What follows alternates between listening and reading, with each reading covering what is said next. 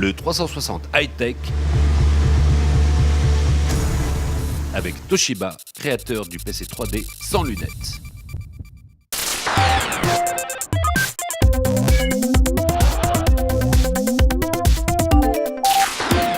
Neuf smartphones en préparation chez LG pour le mois de février. Le Coréen prépare sa contre-attaque et promet de faire mieux qu'Apple et Samsung réunis. Les inondations en Thaïlande, il va manquer 70 millions de disques durs sur le marché ce trimestre. Le retour à la normale risque de prendre 1 an minimum. Kindle ou Kobo by Fnac, quelle liseuse offrir à Noël? Nous avons testé les deux et nous avons choisi. L'Asus iPad Transformer Prime arrive dans 6 jours aux États-Unis, mais les Français l'auront-ils pour Noël?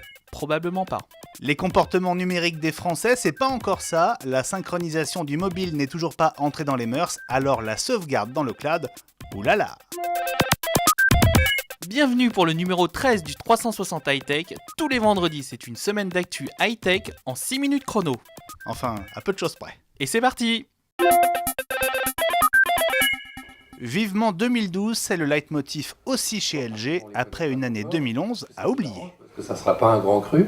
Notamment à cause des résultats de la téléphonie mobile, l'occasion d'une interview vérité avec le patron de LG France qui dévoile pour nous, en exclusivité, les projets du constructeur coréen pour les 6 prochains mois. Je peux vous dire qu'on va lancer des produits smartphones en février, notamment 2, qui en termes de design, esthétique, taille d'écran, fonctionnalité, rapidité des processeurs, seront au-delà de tout ce qu'il y a de mieux actuellement. Alors je ne sais pas ce qui sortira chez Apple et Samsung, mais on sera vraiment au-dessus. Donc on aura un produit qui va créer de l'intérêt, des solutions, du rêve pour le consommateur, comme il n'y a pas de produit sur le marché actuellement.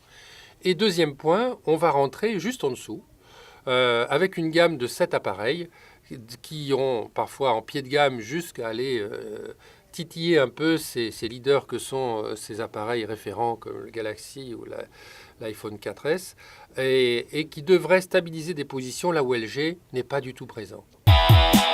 Voilà, c'est dit. 9 smartphones donc à venir chez LG. Info exclusive, rendez-vous au Mobile World Congress de Barcelone à partir du 27 février prochain. En attendant, la marque l'a redit jeudi matin au Forum des Images à Paris, LG va continuer à miser beaucoup et même plus sur la Smart TV, autrement dit la TV connectée Internet, et sur la 3D polarisée. Oui, autrement dit, la 3D passive avec ses lunettes à quelques euros seulement, sa luminosité, son angle de vision plus large ou encore le Dual Display, cette technologie qui permet à 2 personnes de voir 2 images différentes sur le même écran, c'est bien pratique pour les jeux vidéo. LG, nouveau numéro 2 de la TV 3D en France en nombre d'écrans vendus au mois d'octobre. Certes, loin derrière Samsung, mais devant Sony. Seagate, prochain numéro 2 mondial du stockage avec l'acquisition des activités disques durs de Samsung, l'Europe a donné son feu vert en attendant la décision des autorités américaines et asiatiques. Seagate qui réunit la presse, c'était jeudi matin à la Cinémathèque pour une piqûre de rappel sur sa gamme GoFlex. Nous, on en a profité pour prendre des nouvelles de la production de disques durs en Thaïlande. La Thaïlande, 2e producteur au monde, on le rappelle, avec un quart des usines mondiales de disques durs. Depuis les difficultés rencontrées en Thaïlande, qui sont, il faut le rappeler, un drame quand même extrêmement important, qui a touché plus de 500 sociétés installées localement et qui sont pour la plupart incapables de produire une seule pièce aujourd'hui, encore à ce jour. Nous avons estimé que le marché ce trimestre devrait être livré environ de 110 à 120 millions d'unités par rapport à une demande de 190. Donc vous voyez que la différence est assez considérable et c'est une situation qui risque de continuer pendant une certaine période de temps. Ça peut prendre effectivement plus d'une année pour retrouver une situation, on va dire entre guillemets normale, sur le marché du disque dur. Seagate qui ne compte qu'une seule usine en Thaïlande, la majorité sont en Chine. Malheureusement, les fabricants de composants ont été également durement touchés. La guerre des liseuses électroniques a commencé. D'un côté, le Kindle champion des États-Unis et de l'autre, le Challenger Kobo by Fnac, signé du duo franco-canadien. Dans le détail, les 2 liseuses proposent un écran e-ink de dernière génération avec 16 niveaux de grille. L'écran du Kobo est tactile, ce qui est pratique en soi, sauf pour les gauchers. Le Kindle, lui, a des boutons des 2 côtés. Le Kindle fait 15 grammes de moins que Kobo by Fnac, qui reste lui aussi sous la barre des 200 grammes largement. À noter la présence d'un port micro SD SD pour étendre la mémoire du Kobo by Fnac. L'interface utilisateur du Kindle est des plus sommaires, alors que le Kobo propose une expérience plus léchée avec des gadgets comme vos statistiques de lecture ou les badges à partager sur Facebook par exemple. Mais du coup, on préfère l'expérience que propose Amazon pour l'acquisition de livres, plus fluide et plus simple. On achète et c'est sur le Kindle. Mais le plus important, Anne, c'est l'offre de livres disponibles. Et sur ce point, du moins pour les titres en français, le Kobo propose déjà 200 000 livres contre à peine 40 000 pour son concurrent américain. Alors attention, on parle tout de même d'Amazon, premier libraire au monde, qui a les moyens de rattraper son retard assez vite. Au final, Anne ? Eh bien, je choisirais plutôt le Kobo pour son offre française et aussi son ouverture au niveau des formats, comme le support des livres EPUB, que ne propose pas le Kindle.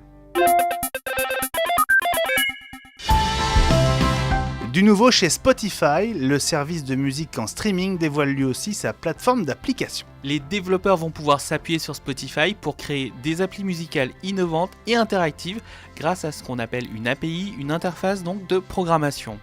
Déjà 11 applications gratuites disponibles, donc Billboard, Last.fm, Rolling Stone ou encore TuneWiki, et ça va continuer. Une bêta du nouveau Spotify est déjà disponible alors que la version finale sera déployée d'ici la fin du mois de décembre.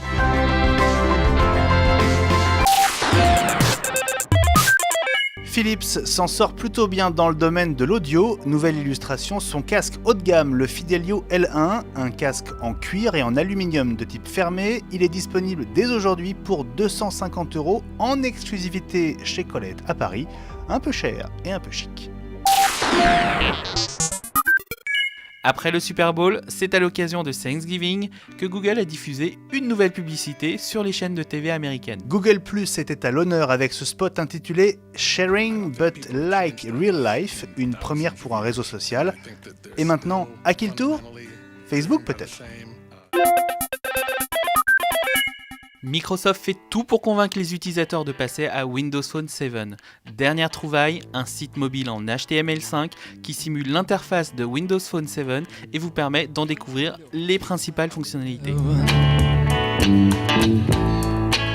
Évidemment, ce site n'est accessible que depuis un iPhone ou un mobile sous Android et ça fonctionne plutôt bien.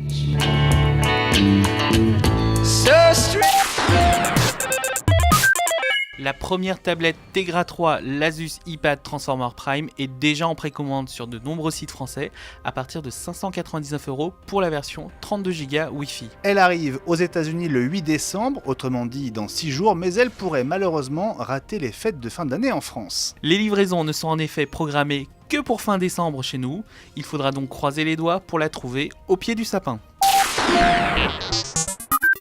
Les Français et le numérique, c'est pas encore ça. Résultat en fait d'une étude commandée par un groupe d'assurance sur le stockage, la sécurisation des données et les risques liés à l'identité numérique. 3 chiffres, le pire cauchemar, c'est le vol ou la destruction de son téléphone. Un quart des sondés ressentent un état de manque au bout de quelques heures sans leur smartphone. 94% ont conscience de l'importance de la sauvegarde, mais 26% des personnes interrogées n'ont jamais synchronisé leur mobile avec un PC ou un Mac, et les serveurs dans les nuages ne simplifient pas vraiment le processus pour le moment dans l'esprit du grand public. Avec le cloud Apple ou le cloud Google pour les Android, c'est encore pire que la synchro. Les gens n'ont pas compris. Et donc synchronisent que dalle avec le cloud. Les contacts, peut-être, faut voir, mais pour des gens qui utilisent iOS 5 ou macOS Lion, parce que c'est le même sujet, on fait joujou un peu au début avec, mais après on laisse tomber. Et donc on commence à découvrir des clients, des assurés, donc des personnes qui pensent être en sauvegarde automatique avec le cloud, et en fait elles ne le sont pas du tout parce qu'elles l'ont mal paramétré à l'origine. Quant à l'usurpation d'identité, elle est de plus en plus fréquente sur Internet. 14% des personnes interrogées ont déjà été concernées. Voilà Anne, c'est fini pour aujourd'hui. Merci de votre fidélité. Abonnez-vous au podcast sur iTunes, un rappel, c'est gratuit. Et à vendredi prochain, Ben, sur technologique.fr et journaldugeek.com.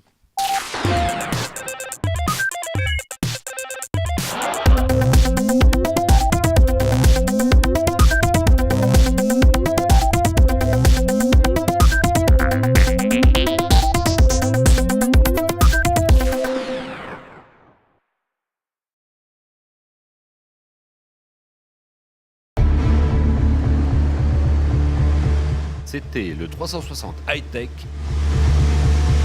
avec Toshiba, créateur du PC 3D sans lunettes.